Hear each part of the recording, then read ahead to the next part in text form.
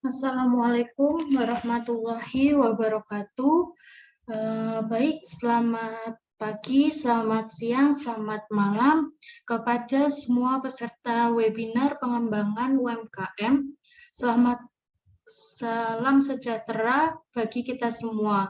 Terima kasih kepada semua peserta webinar pengembangan UMKM yang telah meluangkan waktunya untuk mengikuti acara webinar pada hari ini.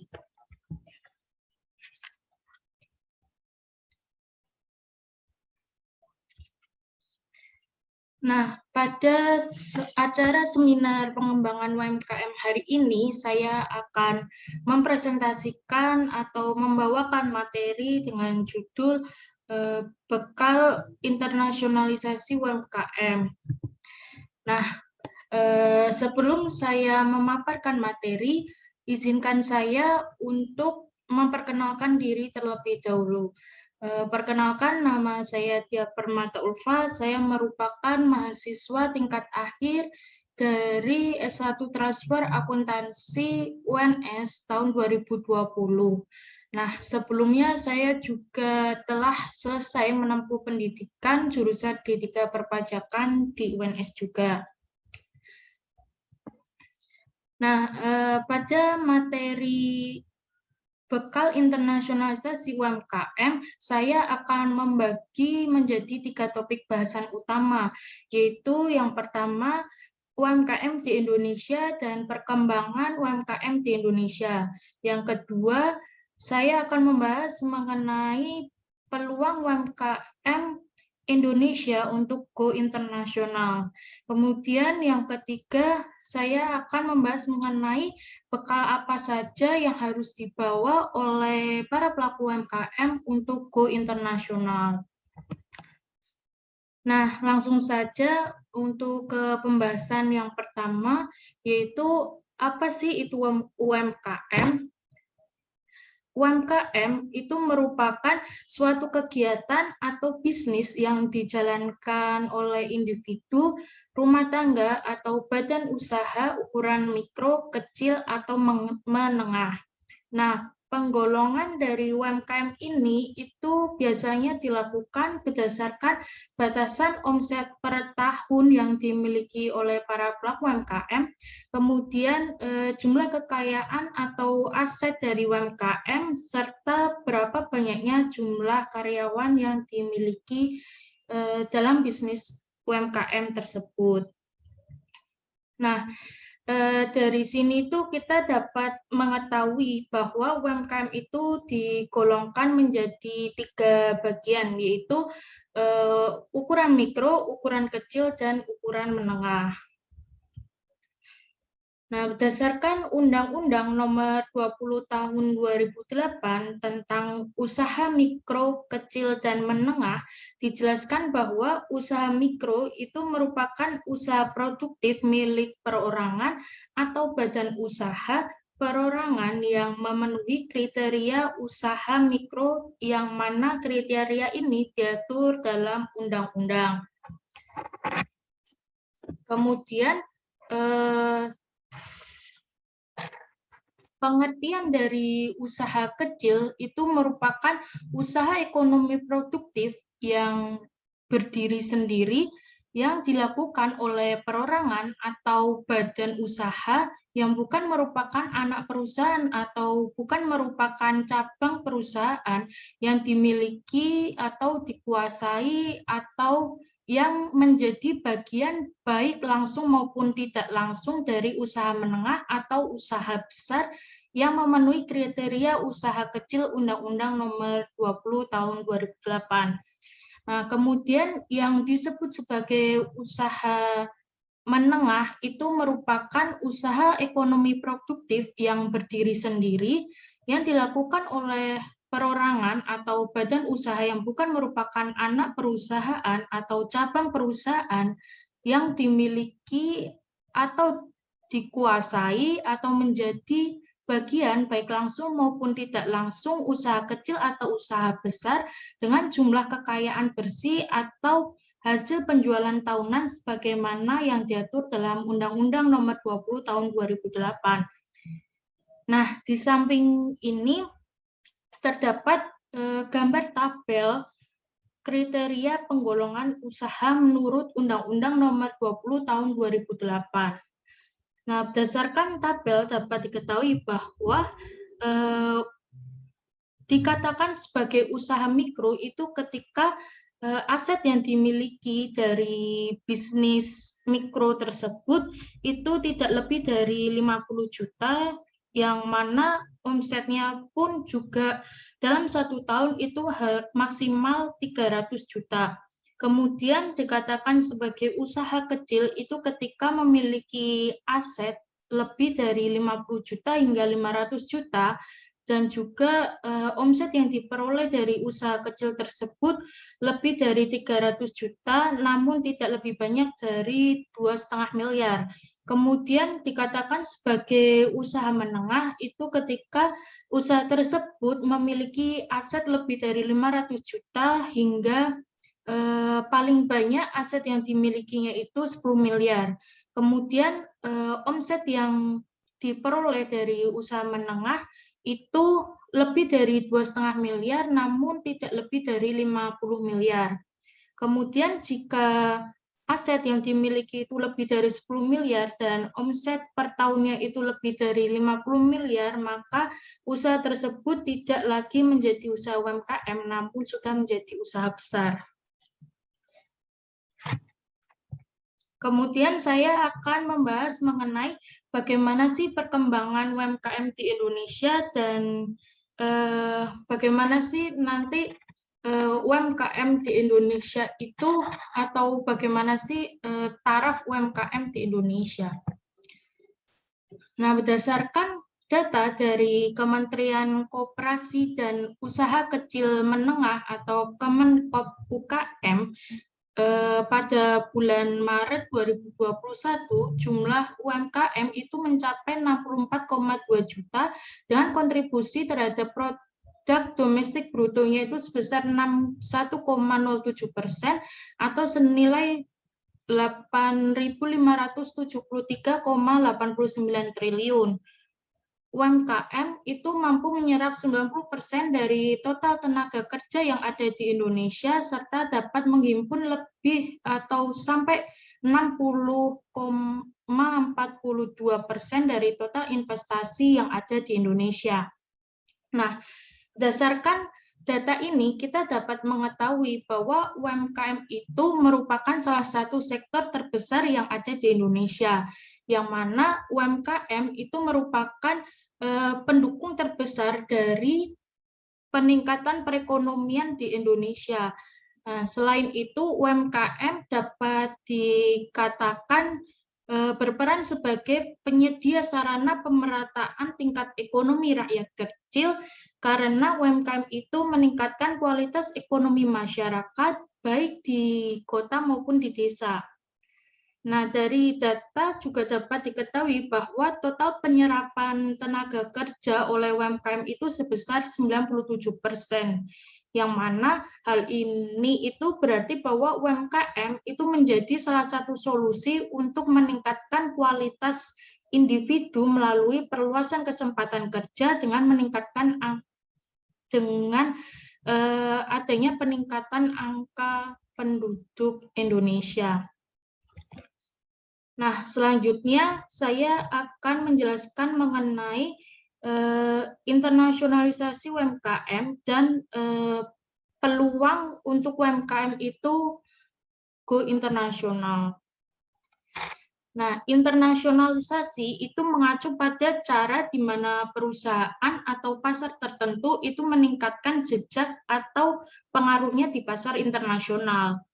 Keterbukaan ekonomi kini itu keterbukaan ekonomi itu tidak hanya keterbukaan ekonomi sekarang itu tidak bisa dihindarkan lagi. Arus perdagangan antar negara akan semakin intens.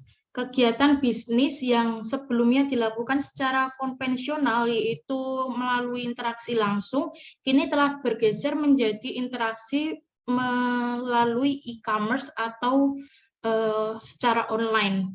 Nah, menurut data dari Indonesia E-commerce Association pada akhir 2020 itu tercatat sekitar 3,8 juta UMKM go digital melalui gerakan Bangga Buatan Indonesia. Nah, lalu pada Maret 2021 itu tercatat 4,8 juta UMKM yang telah bergabung. Nah, berdasarkan data yang diperoleh dari Wakil Ketua Kamar Dagang dan Industri atau Kadin Indonesia, bidang pengembangan pengusaha nasional ekspor produk UMKM pada bulan April 2021 itu berada pada kisaran 14% dan ekspor produk ini ditargetkan akan terus meningkat hingga 15,21% pada akhir tahun 2021.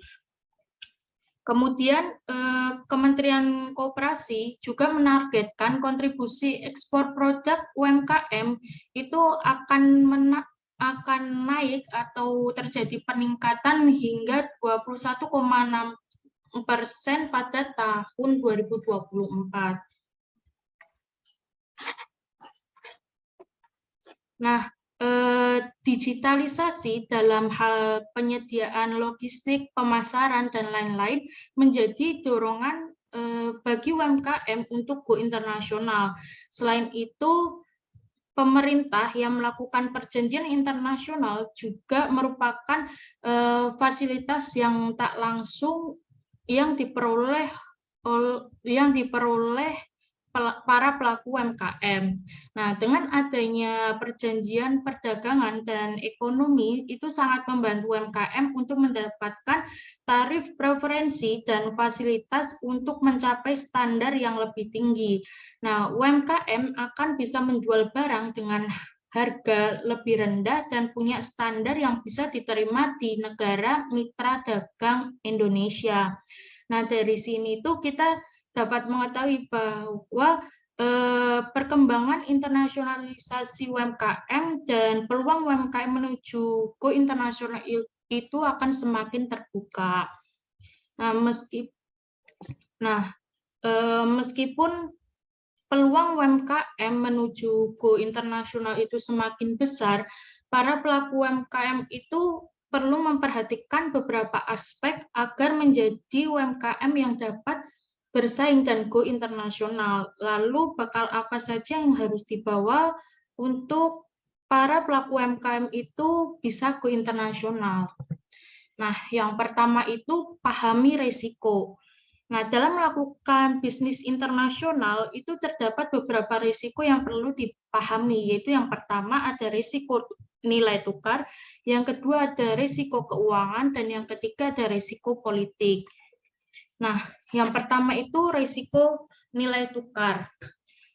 Mengetahui mengenai pergerakan nilai tukar suatu mata uang itu perlu dilakukan oleh semua para pelaku UMKM yang ingin go internasional.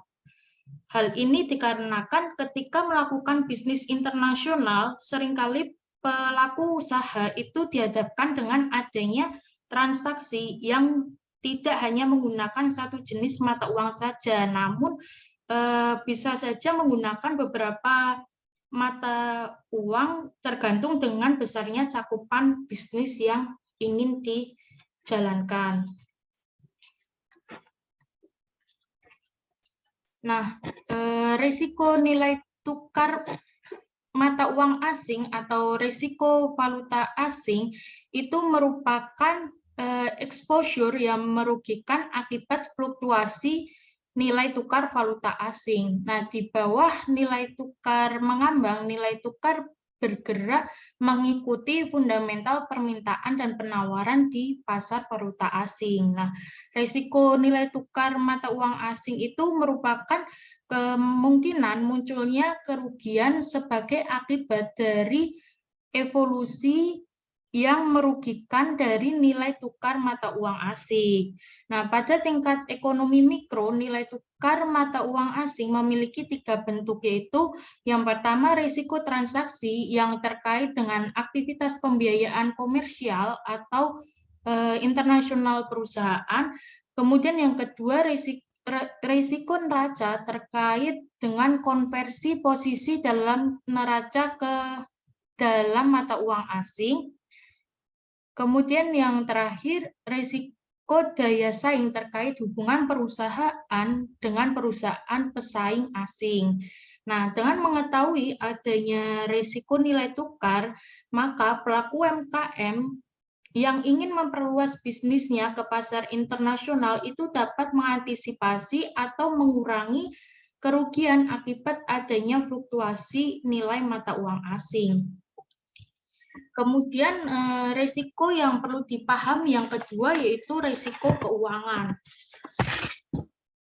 Risiko keuangan merupakan segala bentuk keputusan berkaitan dengan keuangan yang menimbulkan kerugian.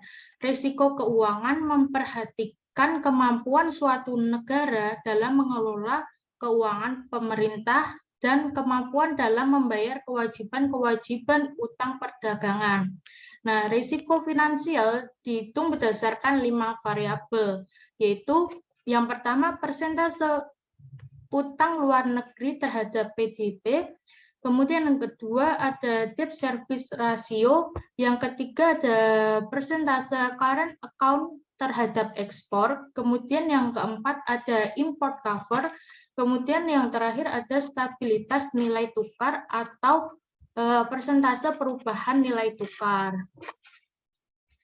Nah, dengan mengenali risiko keuangan, kita dapat meminimalisir potensi kerugian yang mungkin timbul oleh perubahan tidak terduga pada harga mata uang, kredit, komoditas, maupun ekuitas.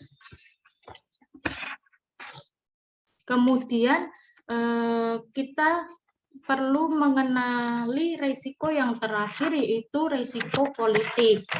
Nah, risiko politik itu merupakan tindakan-tindakan politik yang diambil oleh host government yang dapat mempengaruhi arus kas suatu perusahaan. Nah, risiko politik itu seringkali dipandang sebagai bagian dari risiko negara atau country risk. Sebagai contoh, pemerintah negara X itu mungkin mengenakan pajak yang lebih tinggi untuk kegiatan usaha dari kegiatan atau dari usaha luar negara X sebagai balasan atas tindakan atau perlakuan negara lain terhadap negara X. Oleh karena itu, seorang pebisnis yang ingin melakukan bisnis internasional itu harus menilai risiko politik tidak hanya di negara-negara di mana ia saat ini melakukan bisnis, tetapi juga di negara-negara di mana pebisnis ini akan mengekspor produknya.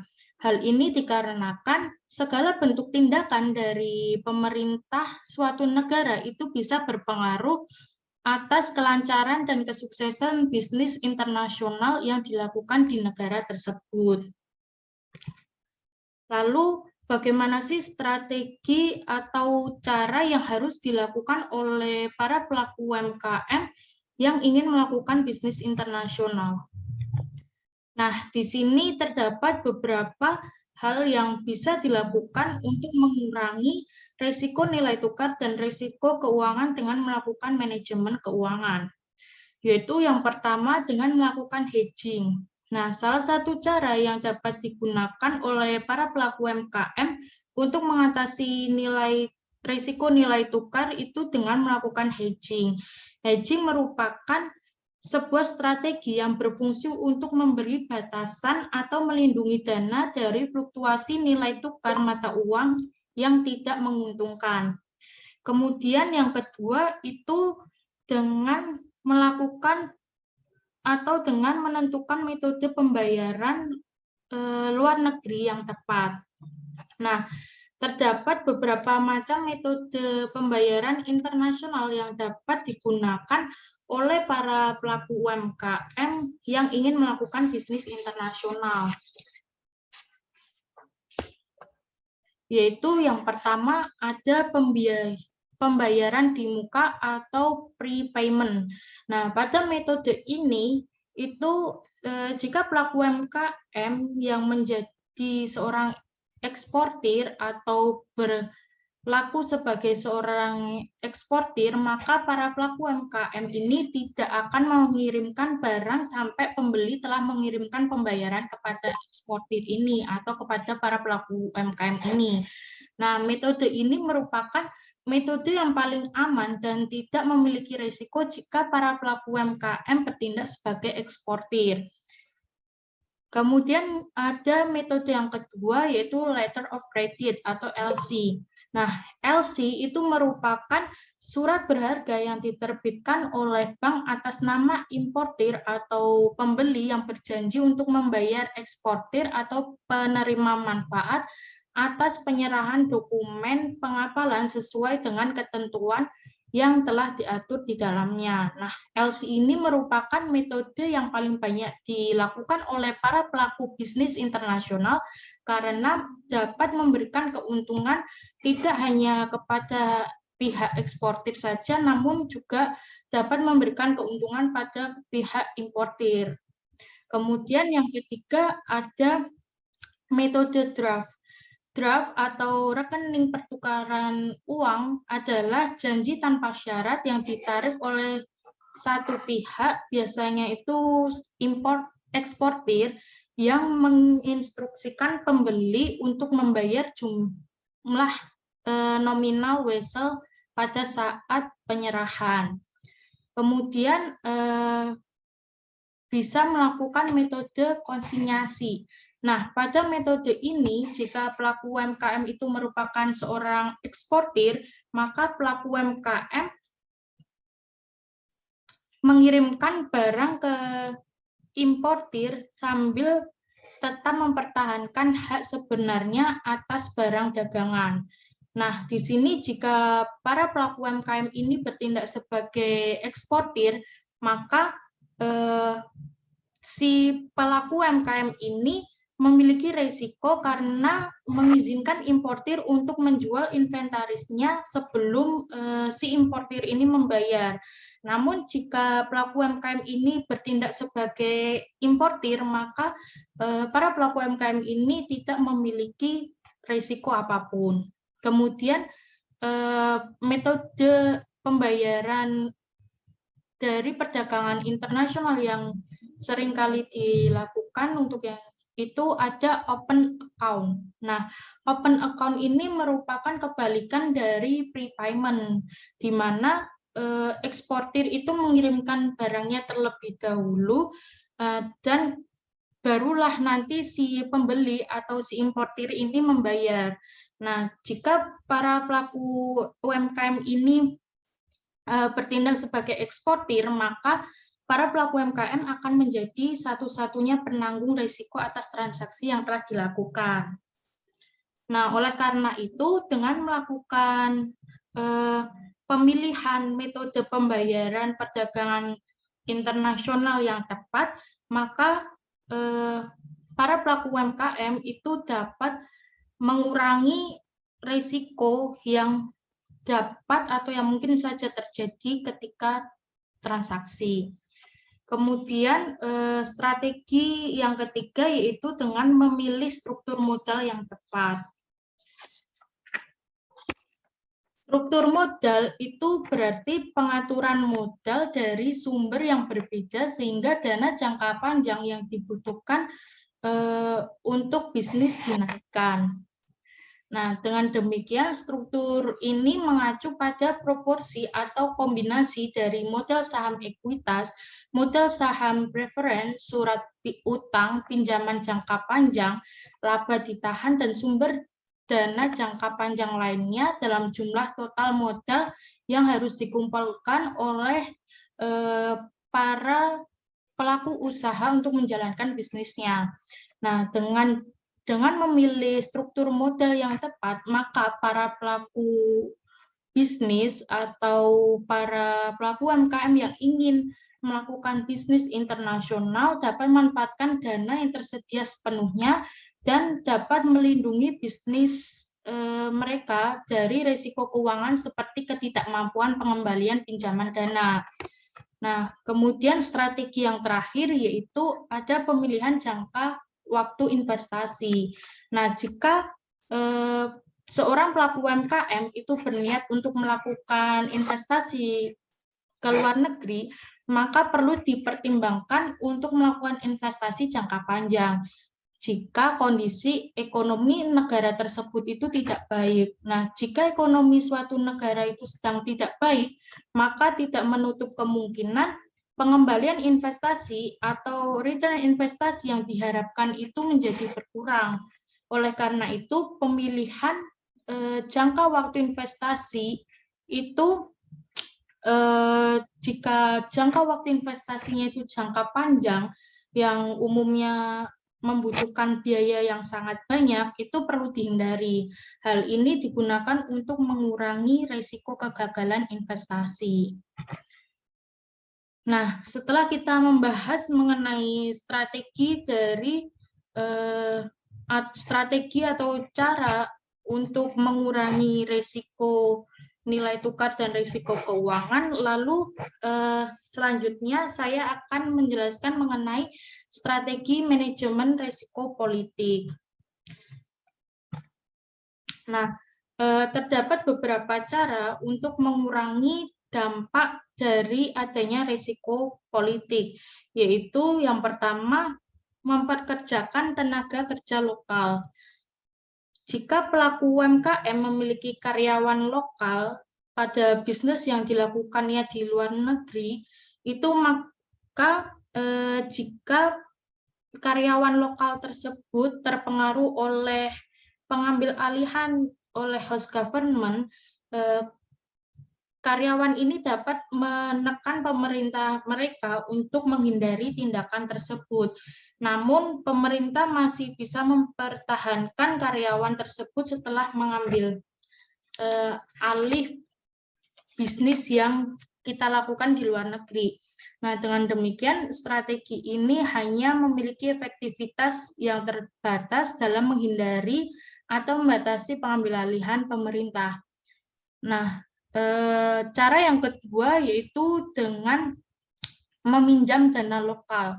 Jika pelaku UMKM itu mendirikan bisnis di suatu negara dan dalam keperjalanannya bisnis tersebut meminjam dana secara lokal atau meminjam dana di bank lokal, maka bank lokal akan memperhatikan kinerja bisnis tersebut di masa depan.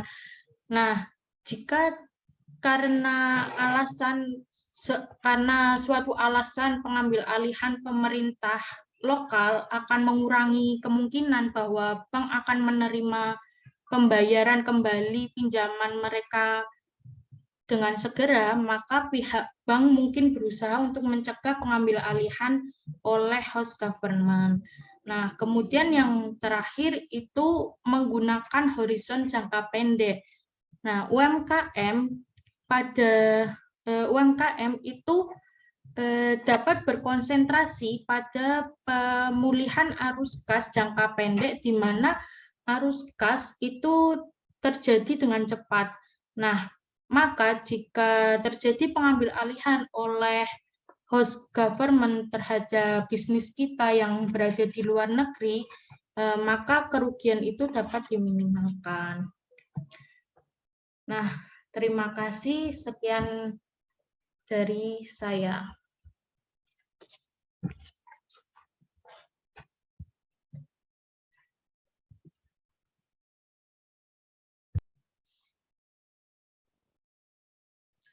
Baik, sekian presentasi dari saya. Apabila ada yang ingin bertanya terkait materi, bisa langsung bertanya.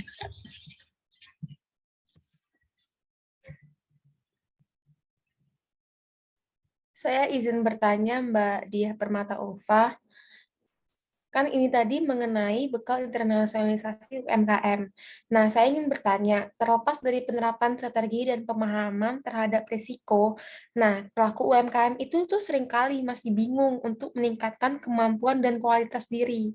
Nah, selain itu, pelaku UMKM itu masih bingung untuk melihat potensi dari pasar luar negeri.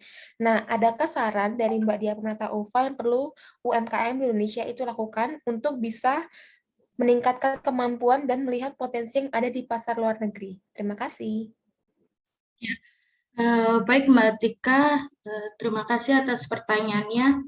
Ya, memang ya nggak bisa dipungkiri bahwa kita semua para pelaku UMKM itu seringkali dihadapkan dengan kebingungan bagaimana sih caranya untuk meningkatkan kualitas diri, kemudian bagaimana sih untuk bisa mengetahui potensi atau melihat potensi pasar dari bisnis internasional itu sendiri. Nah, di sini saya akan menunjukkan sedikit website atau beberapa website sih. Ada 2 website yang bisa diakses oleh semua para pelaku UMKM, yang mana di website ini tuh berisi banyak sekali kayak pelatihan, terus habis itu ada sharing ilmu yang bisa digunakan oleh para pelaku UMKM itu untuk meningkatkan kualitas diri dan bisa dilihat untuk melihat pasar atau potensi pasar internasional gitu. Nah, bentar saya share screen dulu.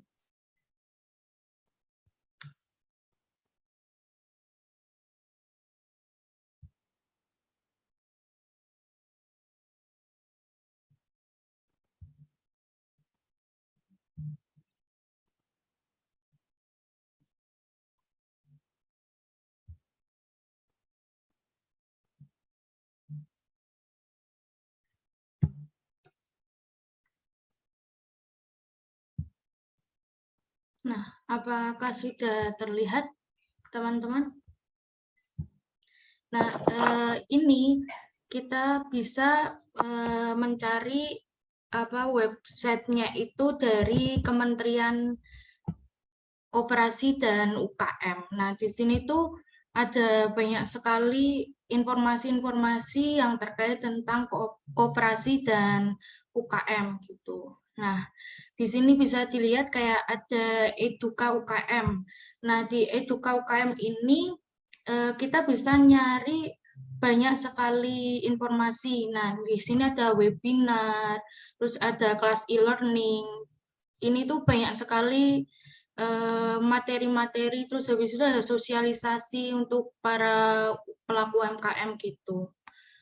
Nah, terus selain di sini kita juga bisa mencari lewat ASEAN Access. Nah, di sini di ASEAN Access ini kita banyak sekali informasi ilmu yang bisa diperoleh oleh para pelaku UMKM. Nah, misalnya di sini ada online training. Nah, ini bisa diikuti oleh semua para pelaku UMKM.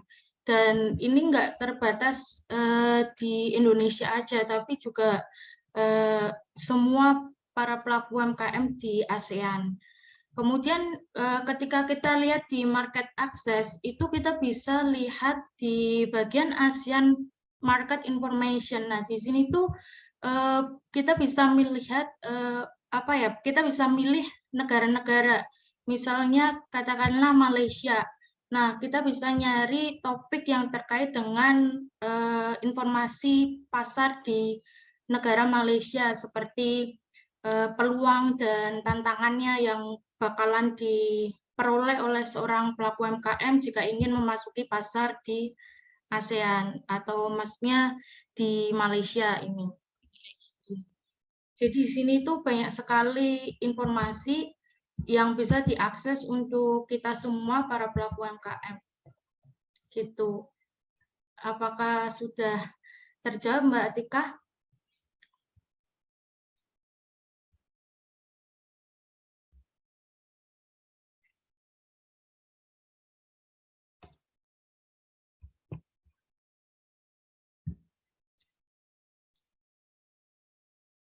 Gimana Mbak Atika? Apakah sudah terjawab?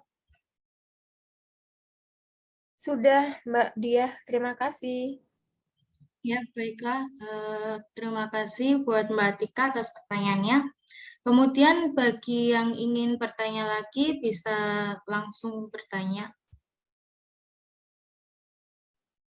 Saya izin bertanya boleh ya, Mbak Dia? Ya, silakan Mbak Anissa. Ya, kebetulan kan saya juga salah satu pelaku UMKM nih. Nah, saya mau tahu apa sih peran pemerintah tuh dalam membantu kami sebagai pelaku UMKM untuk menjadikan bisnis kami itu menjadi go internasional. Itu Mbak. Terima kasih. Ya, terima kasih Mbak Nur Anissa. Saya akan langsung menjawab pertanyaan dari Mbak Nur Anissa. Apa saja sih peran dari pemerintah untuk para pelaku UMKM ini bisa go internasional gitu kan ya. Nah, terdapat beberapa kebijakan dan ada juga banyak sekali program-program dari pemerintah untuk para pelaku UMKM ini bisa go internasional, yaitu yang pertama, misalkan ini ada perencanaan jangka panjang yang diatur dalam lampiran Undang-Undang Nomor 17 Tahun 2007 tentang Rencana Pembangunan Jangka Panjang dari tahun 2005 hingga 2025, yaitu di mana pengembangan UMKM itu sebagai sektor real itu diarahkan agar menjadi pelaku iptek dan berdaya saing dengan produk impor, khususnya dalam menyediakan barang dan jasa kebutuhan hingga mampu memberikan kontribusi yang signifikan dalam perubahan struktural dan memperkuat perekonomian domestik dengan peningkatan kompetensi, perkuatan kewirausahaan, dan peningkatan produktivitas yang didukung dengan upaya peningkatan adaptasi terhadap kebutuhan pasar, pemanfaatan hasil inovasi, dan penerapan teknologi dalam iklim usaha yang sehat.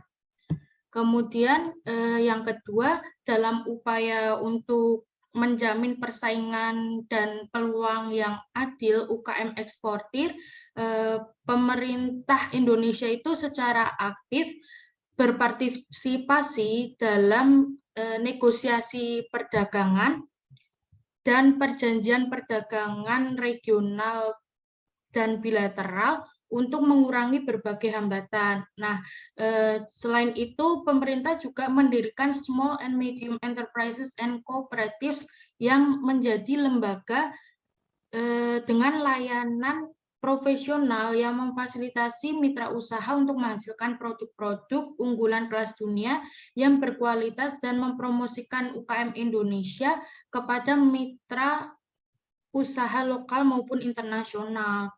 Kemudian Kementerian Koperasi dan UKM serta LPEI atau Lembaga Pembiayaan Ekspor Indonesia itu juga memberikan dukungan keuangan bagi para UKM. Nah, bahkan untuk sekarang ini pada masa pandemi sendiri pun Indonesia juga telah memberikan banyak sekali dorongan bagi para UKM, yaitu dengan memberikan uang atau dengan memberikan fasilitas itu untuk pengembangan UKM itu sendiri itu lebih dari 200 triliun.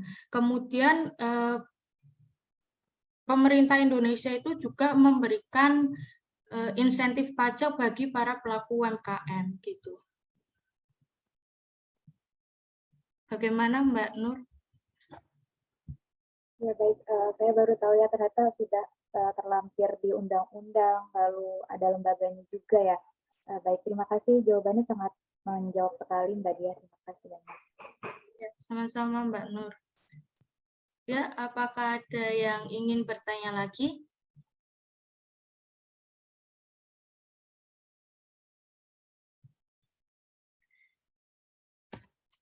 Ya, jika sudah tidak ada yang ingin bertanya lagi, saya kira sudah cukup ya untuk webinar pada hari ini. Saya tutup webinar pada hari ini. Terima kasih kepada partisipan yang sudah mengikuti webinar hingga selesai. Wassalamualaikum warahmatullahi wabarakatuh. Waalaikumsalam warahmatullahi wabarakatuh. Terima kasih Mbak Ulfa.